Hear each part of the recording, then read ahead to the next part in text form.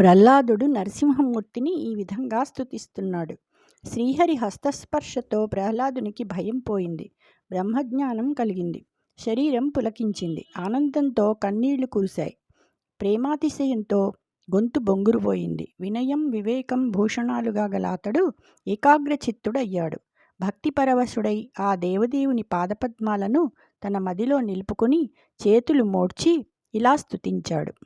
అమరుల్ సిద్ధులు సంయమీశ్వరులు బ్రహ్మాదుల్ సతాత్పర్య చిత్తములన్ నిన్ను బహు ప్రకారముల నిత్యంబున్ విచారించి పారము ముట్టన్ను తిసేయనోపరట నేరక్షస్తనూజుండ గర్వమదోత్రిక్తుడ బాలుడన్ జడమతిన్ వర్ణింపశక్తుండనీ.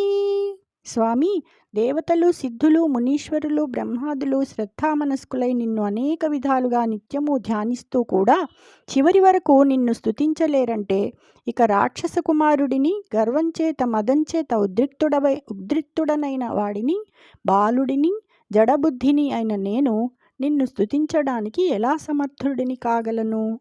జై శ్రీకృష్ణ.